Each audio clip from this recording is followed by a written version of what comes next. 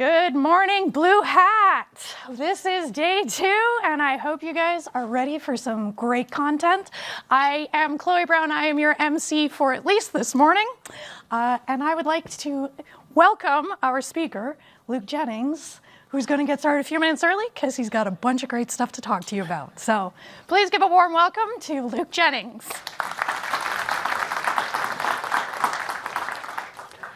Thank you, everyone. So I'm here to talk to you about the new SaaS cyber kill chain. So there's a lot to get through, so I'm just going to start very briefly of what even got me onto this topic. Like my original background kind of started out red teaming, offensive security research, that kind of thing, at a company called MWR. Then moved on to the more detection and response side, kind of doing EDR design, threat hunting research, that type of stuff. If any of you happen to be here in for BlueHat in 2018, I was here talking about memory resident implants as part of that.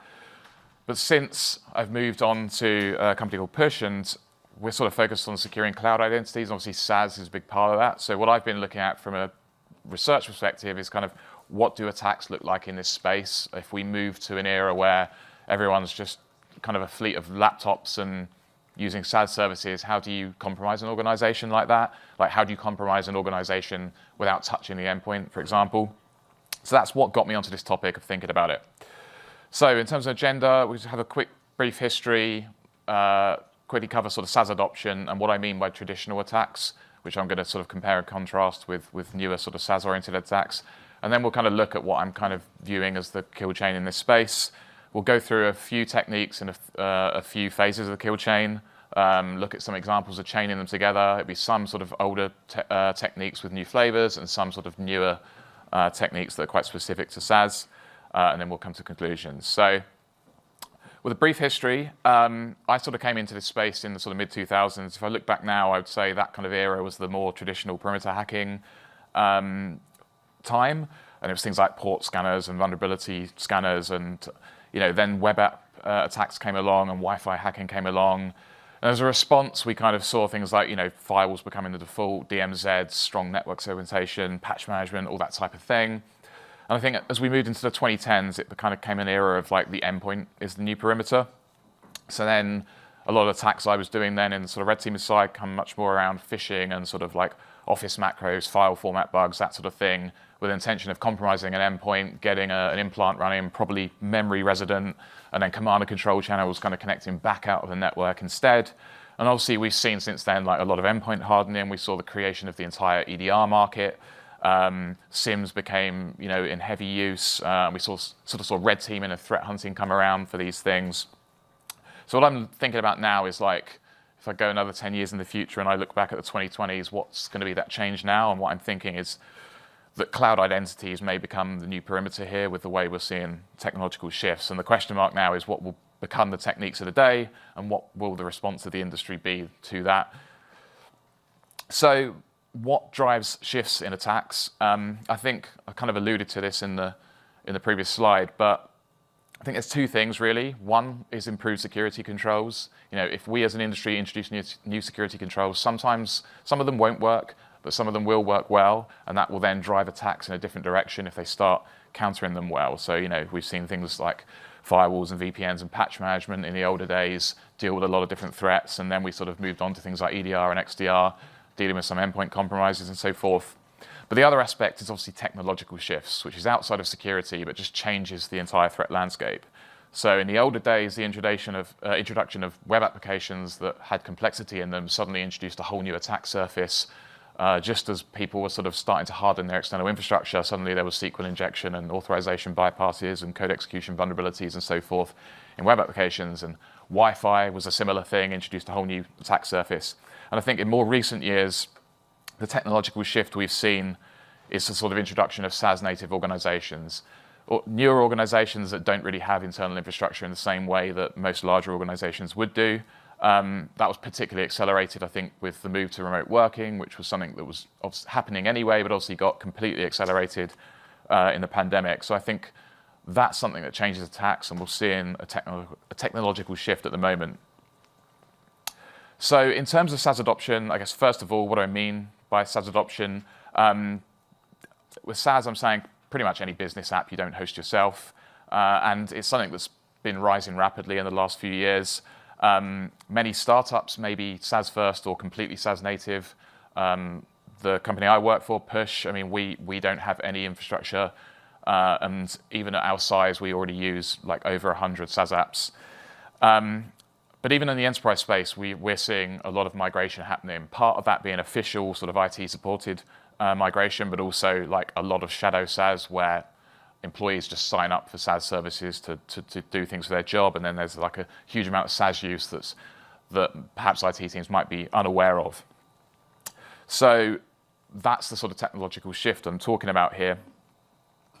So what does this look like from an infrastructure perspective? If I was to say how things were before, and if you forgive my extremely simplified network diagram here, I think we'd generally say we'd see something like an organization would have an internal network, maybe they'd have some internal servers on there, and then laptops and desktops and so forth on it, and then maybe they have a DMZ with some external facing services.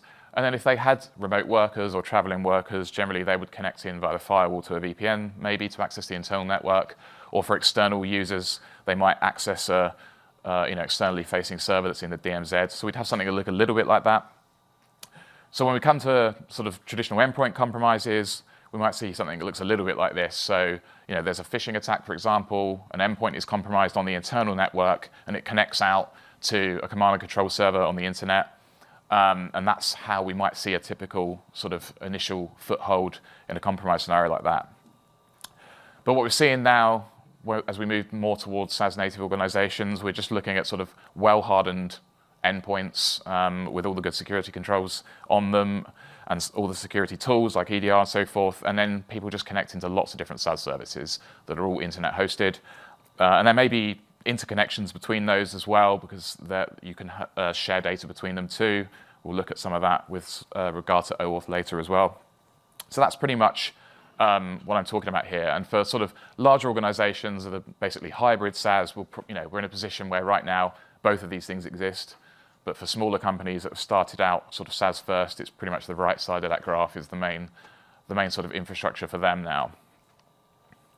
So the first question I came to looking into this was, well, what does the kill chain look like? I picked MITRE ATT&CK framework as a basis for this. I was like, do the phases here make sense still? Is it the high level, is that the same, but the attacks within them have changed, or does the kill chain itself look different? And I think from what I've looked into so far, I would say it's still a pretty good model, but there are a couple of things that are maybe different. So I think command and control in particular doesn't really exist in the same way, because that's very much concerned with like getting your way out of hardened network segmentation and that sort of thing, and bypassing traffic filtering controls and stuff. And if you look in the SaaS space, everything is generally sort of APIs that are internet accessible and intended to be internet accessible. So I think that phase maybe doesn't carry across quite in the same way. I think one other that's a slightly gray area is execution, and that's because most SaaS apps you use are intended to give you business functionality that's sort of pre-made by the vendors themselves, rather than you executing your own custom code on them. There are obviously some exceptions. I mean, things like serverless functions in AWS, like Lambdas and that kind of thing. But like broadly speaking, code or native code running doesn't exist in the same way in most instances. But there are some caveats to that, and we'll come and look at that later to see what I think is the sort of execution phase in this environment. But most other phases, I think, port pretty well, and it's just that the attacks within them are sort of changing. So I haven't got time to go through every phase and every possible attack in it, so I've kind of picked a few to focus on, and I've picked a few different attacks to go through within them. So some of these things are pretty simple attacks. In many cases, things you'll be very familiar with, but just have slightly new flavors in the SaaS world. And a few others that we come to later are going to be slightly more specific. So I'm just going to start briefly with recon. In the traditional space, I would think of recon as things like port scanning, service enumeration, and then in the for endpoint compromises, maybe moving on to sort of gaining some insight into what software might be running on endpoints, and also enumerating valid users to target in the organization, that type of thing. I think in the SaaS space, what recon looks like is more about SaaS discovery. So it's like figuring out which SaaS applications an organization actually use. So that's the new attack surface for that. And then also sort of cloud identity enumeration, so like which cloud identities are linked to those things, and SSO enumeration if they've tied certain applications into SSO portals, for example. So that gives you the idea of an attack surface for an organization. So that's really what the recon phase is more focused on here. So there are some pretty basic examples of this type of thing that apply to SaaS things. So like SAML enumeration is one. Often if an organization has mapped a SaaS application to their SSO provider, then what happens is when you're logging in, it may map that via the email address you use, for example, or something similar. So here's an example. I think this one's from RAMP of just testing a sort of non-existent domain and a known user that's sort of published as a user on their website, and you can see the differences coming back. One of them is a 404, one of them is returning an Okta reference that takes you to their sign-in page. So that's like one example of both determining an SSO endpoint for an organization, but also figuring out that they're probably a user of it based on that configuration. You also have other things like, this is a little bit like DNS enumeration, but in the SaaS world, like many times when you create a new tenant for a SaaS app, you need to give it a name, which is often unique. So in a similar way, this is for Bamboo, but you can test like an example of an invalid customer versus one that's published on their website as a known user and see that that name that they've picked has been taken already. Now, that's not a guarantee that they're a user, because just like domains, anyone can sign up and pick them, but it may be an indication. In this case, we can see that they've also configured a login via Google for SoundCloud in this example. So these kind of things like basic enumeration techniques can give away some attack surface for an organization. Okay, so like moving on, we'll spend a lot more time in this phase, initial access. What do I mean by initial access in the traditional world? So for endpoint compromise type scenarios, I'm thinking things like phishing and Office macros to achieve an endpoint compromise and put an implant in place and get your first kind of hook into the network. In the SaaS native space, I think we're much more focused on things that give us an identity compromise. And some of those, as I say, they're sort of old techniques with slightly new flavors. So we're thinking things like credential stuffing, but against lots of SaaS services. Also other variations of phishing, so rather than just traditional email phishing, things like consent phishing via OAuth, and also using new communication channels like IAM platforms, and generally achieving cloud identity compromise. So we'll look at these kind of older techniques with new flavors first.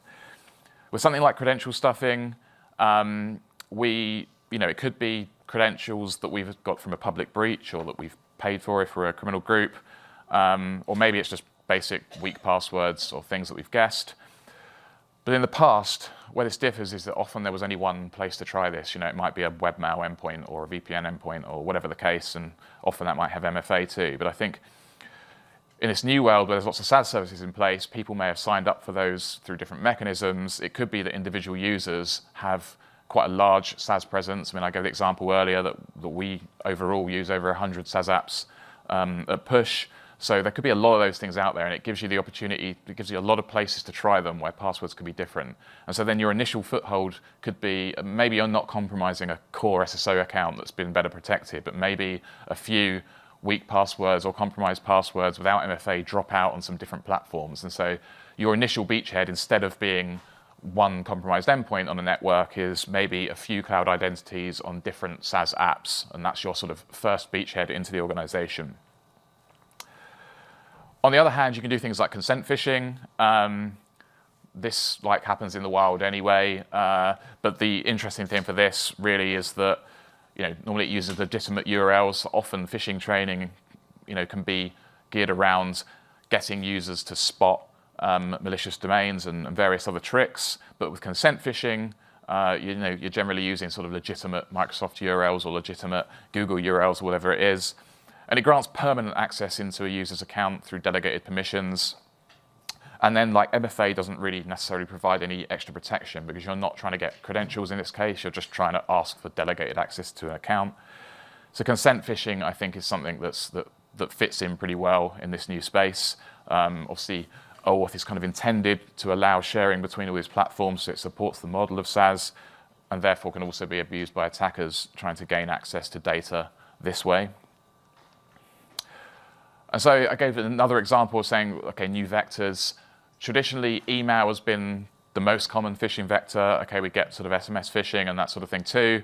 But since the popularity of IAM platforms as a business application has been normalized, this is something that started out as a purely internal platform with probably a high degree of trust from users, but then obviously, given it's a very useful platform, we've now seen the introduction of things like Slack Connect and Microsoft Teams external access. So it's becoming more normal for external communication. And that opens up just interesting new avenues for phishing and for spoofing user identities, like signing up for a tenant that you've named after a company you're trying to impersonate, calling yourself whatever you like in terms of it in that organization, and then sending requests to users you'd like to target.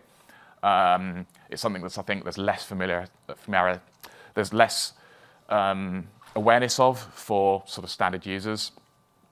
But we also get like link preview spoofing and that type of thing in this space. So where a lot of email clients and mail gateways may have put quite strict controls in place on links that come through via email, and there's lots of security appliances that look at these things too.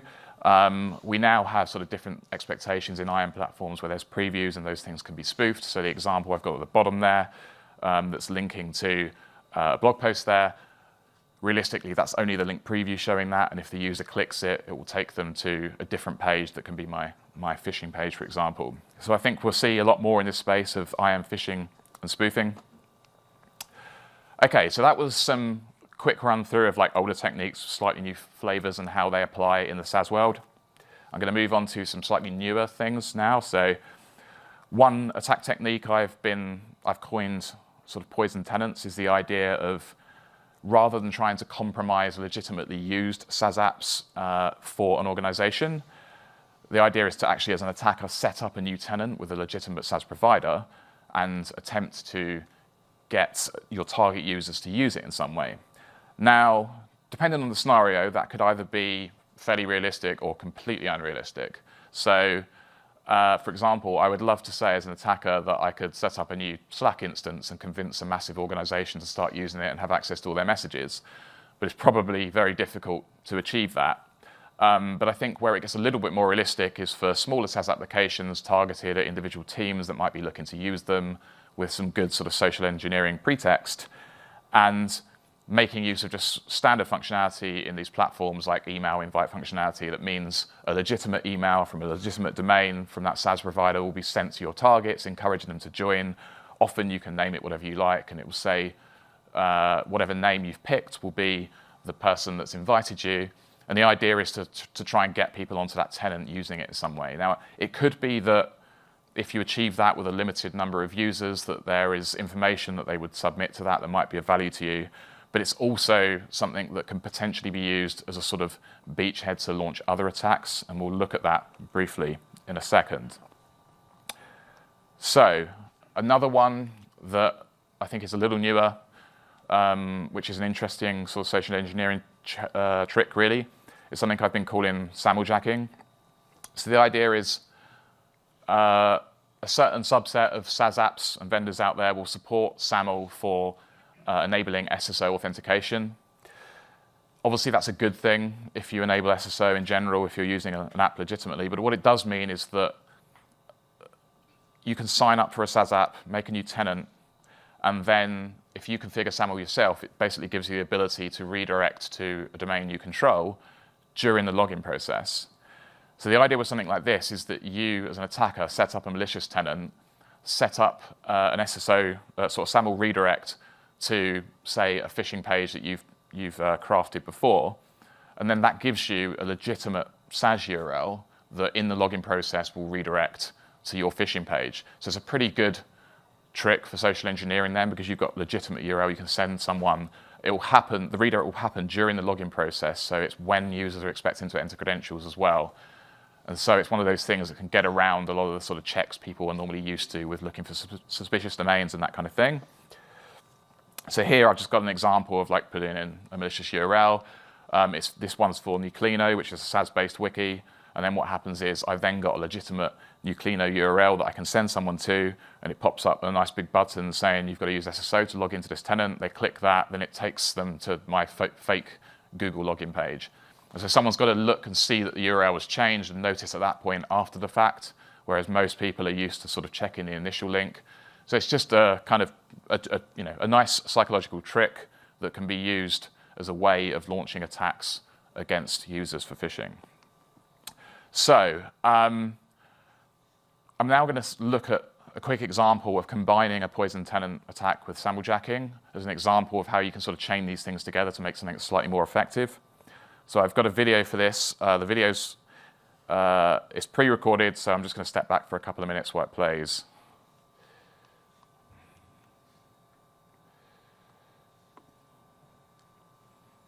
For step one of the attack, we've set up a poison tenant in Neuclino, and we're now going to use the built-in email invite functionality to invite our target users.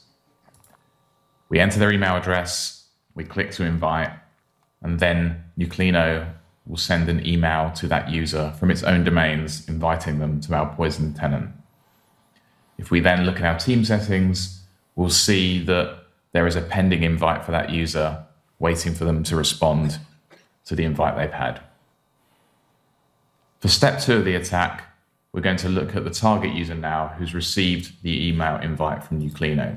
And we can see that it's from a legitimate Neuclino domain, not from an attacker-controlled domain. So when the target user clicks the button to join, they're then prompted to enter their details in order to create an account as the first step. And once they've done that, so basically a one-step process, they then have an account with Neuclino, and they are then automatically joined to the poison tenant. For the final step of the attack chain, we will look at the SAML jacking portion. Here we are looking at the configuration panel for SSO settings for the poison tenant. We've configured them to point to an ngrok domain that we control for testing purposes. Obviously, an attacker could register a more convincing domain if they so wish. We're now going to click to enforce SSO logins, which will result in Neuclino prompting existing users by email to link their accounts to their SSO identity. Looking at the email the target receives, we can see it's a legitimate email from Neuclino domains with a link that points to a Neuclino domain, so there's no real cause for suspicion. The first path to compromise is if the target responds to this email directly. Clicking the button in the email, we can see we are immediately redirected to our malicious SSO server, and that shows us a fake Google login page in this case. If the user enters their credentials here, then the attack is complete. Alternatively, the target may not see the email or may not immediately respond to it and continue to use their authenticated session with Neuclino. Eventually, this session will expire, which we are going to simulate in this case just by logging out. This will cause existing tabs and links to redirect back to the tenant-specific login page. We can see this now has a large button prompting to log in via SSO. If the user clicks this button to log in now, then they are immediately directed to our malicious SSO page where they can enter their credentials for capture.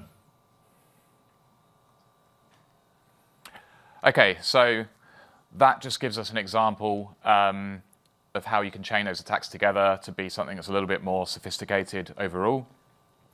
So in that case, even if you achieved a sort of poison a tenant attack on a SaaS app that wasn't particularly interesting, maybe it doesn't, there's not going to be useful data in it directly, it's a beachhead into other things. Combined, it can be something that could be pretty useful from an attacker's perspective. Moving on, I'm going to move on to the persistence phase, and that's a pretty interesting area in the SaaS space.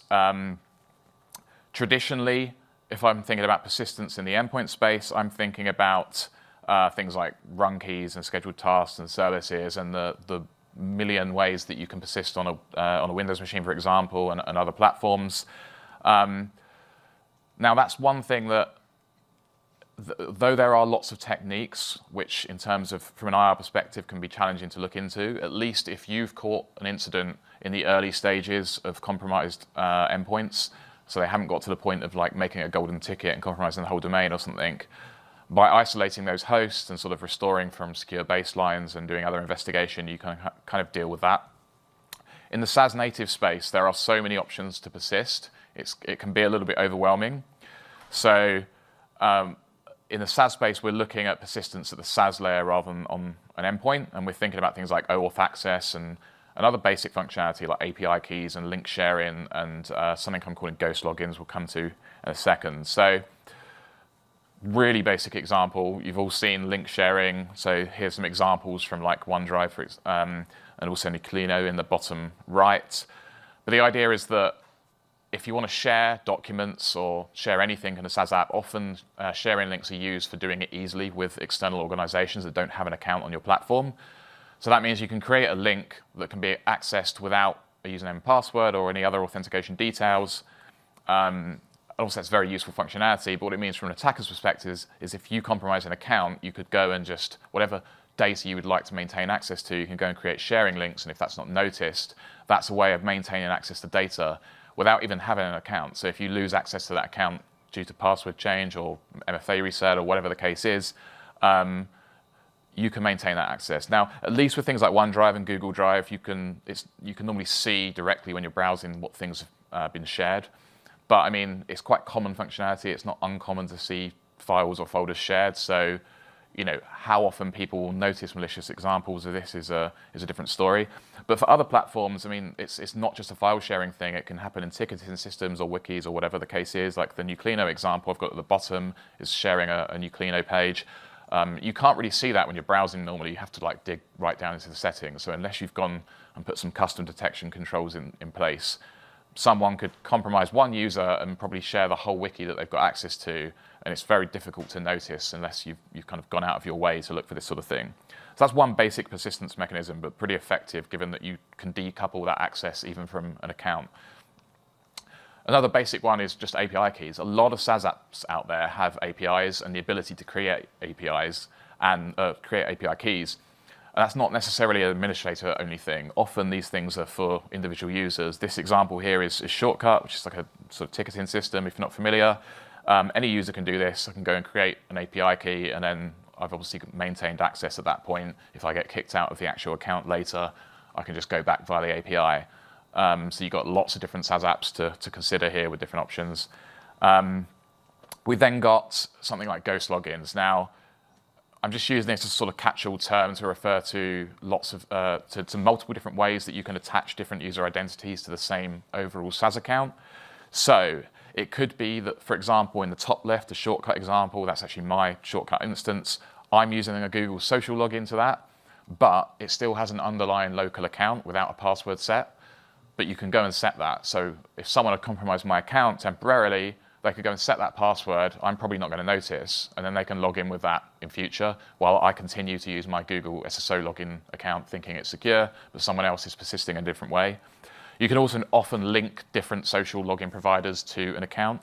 So if this and that is the top right example there, I've got a Google account linked there, but someone can go in and link other accounts like their own Facebook account or Apple account, and that provides another way of going back into the account.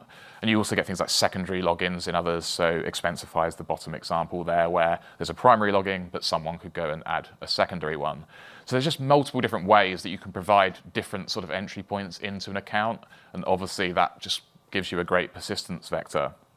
And I think the thing with all these is that you've not got one place to look for this. If an individual user is using 30 accounts, like SaaS apps, like different accounts on SaaS apps, and then their core password or SSO credentials or something get compromised, an attacker logs into all of those, and then they might have more than one way of backdooring each one of those accounts. So from an IR perspective, it's a nightmare. Like normally you've got one endpoint to deal with, an endpoint is compromised if they've not laterally moved. I think in the SaaS space, you're potentially like really amplifying this problem, and it's something that, IT might not even have direct access to these other apps. So it's really quite an alarming situation for an attacker getting their hooks in with persistence. So they were the sort of pretty simple techniques. I'm going to look briefly at OAuth now. We talked about OAuth briefly earlier with regard to consent phishing, and I think that's most of the time you see it discussed in the offensive space. It's normally consent phishing, but it's also really useful from a persistence perspective as well. So, and we've got a few options available to us here. Like we could make our own custom OAuth app as an attacker, and that's typically what we would see in a consent phishing scenario, because you normally need complete control over the app to use it in a consent phishing scenario, because you need to control the callback URLs and so forth. So we could do that, but if we've already compromised an account, we don't need to trick a user into clicking that allow button. We can just go and consent to it ourselves, and then if we then get kicked out of the account, we've still got access via our OAuth app.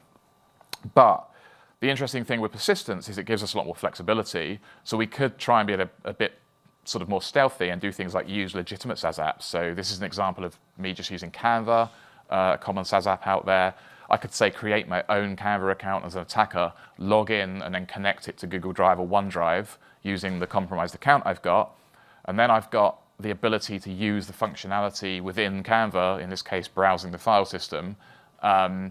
I can use that as an attacker in future, and if an IR person's looking into a compromise or something, they're not going to see some weird, strange new OAuth app connected to the account. They're going to see like a legitimate SaaS app provider. And if the user's already a user of Canva, then that helps you, hide in plain sight a little bit better too. So that's one example. But you can also do things like impersonate client-side apps. So for OAuth, there's a couple of different mechanisms and flows.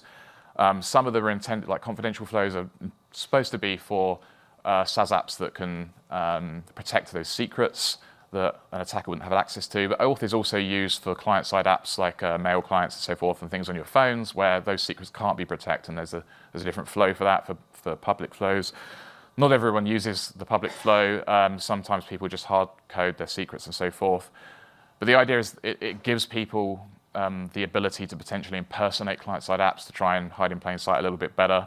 So, I'm just using Thunderbird as an example here, taking the secrets out of the code base, impersonating that, and then I can even just request lots more permissions too. So, like, even though Thunderbird would normally only request mail or calendar permissions, I can go and just request a lot more OAuth permissions to gain access, and then if someone's looking into what the integration is, it's going to come up as a well-known Thunderbird integration. The reason we can do this in a persistent scenario and not in a consent phishing scenario is because we don't control the callback URLs because they're not our app, but we can normally make them call back to localhost, for example, or just use the host file to map a different DNS name to something. And because we're controlling the account, that means we can do it all locally and just consent things ourselves because it's persistence, not phishing. So it opens up quite a lot of options for us in this space. So I'm going to come back to OAuth with regard to a couple of other techniques, and we'll see a demo shortly. But I want to move on to execution phase now. So I said before this is a little bit of a gray area because most SaaS apps are not intended to enable custom code execution. It's not really part of how they're intended to work. So the execution phase for me in the sort of traditional space, I'm thinking of things like native code execution on endpoints, things like memory resident implants, or even just like offensive use of scripting languages like offensive PowerShell and VBScript and whatever the case. So in the SaaS native space, the one thing I've seen that I feel does kind of fit in this, it's different, but does fit in this category, is really like automation workflow platforms like no-code automation, low-code automation, that type of thing. You could maybe argue that OAuth fits into it as well because you gain access to an API, then you can code everything from your own machine and access that API, but it's maybe a slightly trickier example. But I think definitely the sort of no-code and low-code automation platforms fit into this space. So we're going to look at what those are quickly. So if you're not familiar, there's lots of them out there. I've got some examples here of ones I've played with a little myself, things like Power Automate, Retool, Zapier, Make, Times, if this and that. There's others too. So what I'm kind of terming if I'm using these maliciously, I've been terming this as shadow workflows. And I think it's really the most code execution-like technique in this space for what it's worth. So I really kind of view it almost as the offensive PowerShell of the SaaS world. So the idea is that you can, as a user, sign up for these platforms, use OAuth to integrate with other SaaS apps that are out there, and then configure custom sort of control of that. So often you can set like a trigger event, like a user receives a new email, and then an action event, like forward that email somewhere else, for example. And then what you've got is a legitimate SaaS app out there doing some work for you that you've been able to customize via legitimate SaaS integrations. So the screenshots I've got there are showing Zapier. That's just one example. So I think these are really powerful. I'm going to show a demo of this in a second. But I'm going to talk about one other technique first that I'm going to combine it with. And this fits into the defense evasion phase. And this is something that relates to OAuth, and I've been terming evil twin integrations. But the idea is, we sort of spoke briefly before about how if someone's investigating a potential compromise and they see like a new OAuth app that's a weird app that's never been seen before, that's maybe suspicious. Then we also kind of looked at the idea that if someone uses a legitimate OAuth integration, that maybe that's more stealthy, might sort of slip under the radar more easily. So with evil twin integrations, I think the idea here is that we're talking about integrating an app that's already in use. It's especially effective if it's already in use by the user you're targeting. And the reason is then you kind of avoid detection of like new OAuth integrations or new user consents, because once a user has consented to an app once, you can re-add those integrations and it won't necessarily create new logs in the same way. And obviously, even if like it gets down to an IR person asking the user whether this integration is something they use, they would obviously answer, yes, I use that integration because it's something they've set up themselves in the past. And it becomes more tricky to tell the difference between the malicious examples and the legitimate examples. So we're going to look at an attack chain now where we're going to combine shadow workflows and an evil twin integration to see how together they're kind of more powerful for persistence. To demonstrate our shadow workflow and evil twin integration attack, we begin the journey by being logged in as our compromised Azure account. We don't want to lose access to this account, so we are seeking to backdoor the account to maintain persistent access beyond password changes, MFA resets, or similar response activities. The first step is to enumerate existing OAuth integrations to identify potential targets for an evil twin integration. In this example, we will use the simple GUI option of browsing the apps list in the Microsoft My Apps dashboard. Here we can see there are multiple different Zapier integrations. Zapier is a powerful SaaS automation app and a great potential target. We'll look at what permissions have been granted. Looking at the Zapier To-Do app, we can see it's been granted permissions for file access, which is very useful to us. If we switch to the Zapier Outlook integration, we can see this has been granted access to email as well, another really useful capability. Okay, so it looks like the compromised user was making use of Zapier. Before we jump to creating our own shadow workflows, let's see if we can scope out their account to understand it better. If they've been following good security practices, they probably log in via SSO or social login, so we may just be able to log in directly with their Azure account. Let's give that a try. Okay, so it worked, and we are now in their Zapier account. Let's check out their automation workflows, known as Zaps in Zapier, to see what they were doing. It looks like they have one set up for forwarding expenses that connects their Outlook to their OneDrive. That explains the file and email permissions we saw earlier. Let's double check the integrations to check they look good. Okay, we can see active OneDrive and Outlook connections, and they're for the correct user account. All looks good. At this point, we could backdoor the existing expenses workflow, or we could create a new one and possibly hide it in a different folder. However, there is always the chance that the user may discover this later, and we may get locked out of the Zapier account too.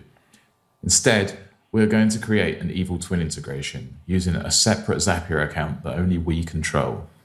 To do that, we'll first sign up for a new Zapier account using our own Google account. Now that we have a new Zapier account, we'll create a new Zap to automatically forward new files in their OneDrive to our own Google Drive account. To do that, we'll create a OneDrive trigger on a new file and connect it to their Azure account. We won't need to consent to any Azure permissions as they have already been granted access by the user previously. Then for the action, we'll select Google Drive and set it to upload a file and connect it to our own Google account and consent for Zapier to access it. The end result will be that Zapier monitors the compromised user's OneDrive in the background and then copies any new files and uploads them to our own Google Drive. Let's publish that and then see it in action. We'll head back to OneDrive and create a new confidential file as a test. Now that's created, we'll head over to our own Google Drive and wait. And there we go, the file has appeared. Our shadow workflow is doing its job. And because we made it an evil twin integration, there will be no logs showing a new application consent or any new permission grants either. Even when the user changes their password, we can go back to our Zapier account and create new shadow workflows using the existing integrations to perform new tasks as well. All things considered, this is a very powerful attack chain. Okay, so we can see how that's pretty powerful when you combine those things, and it's useful for both custom functionality from an execution perspective, and also it's just a great persistence option. We're going to move on to lateral movement now. Running short on time, so I'm going to whiz through this pretty quickly. But at the general high level here, I think in the past, I'd be thinking of lateral movement as moving from like one endpoint to another endpoint, or endpoint to server, server to server, that kind of thing, kind of infrastructure focused. So we're thinking about things like cred dumping, remote service creation, software deployment tools, all that kind of stuff. So what does that look like in the SaaS world? If we're talking about lack of infrastructure, it's obviously something different. And I think really it's more around moving between accounts in the same SaaS app, or moving from one SaaS app to another. And there are some pretty basic techniques that can be used for this.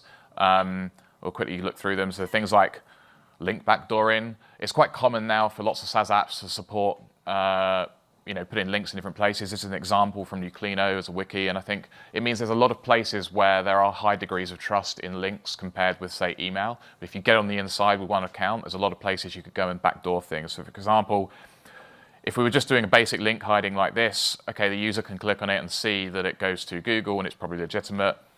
You could try and fake the link. If the user's actually paying attention, they'll see that in this case it goes somewhere different though.